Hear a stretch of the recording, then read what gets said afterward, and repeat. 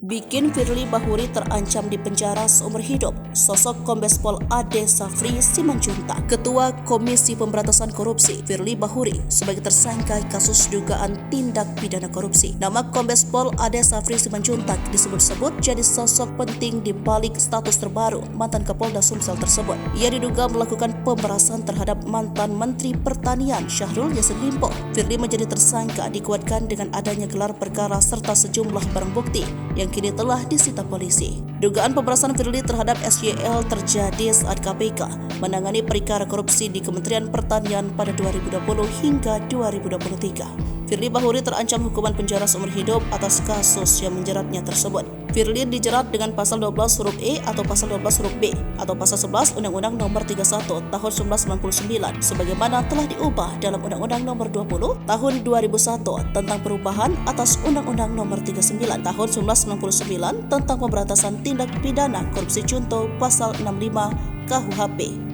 Mengutip tribunnews.com, Kombes Pol Ade memiliki rekam jejak karir yang tak bisa dipandang sebelah mata.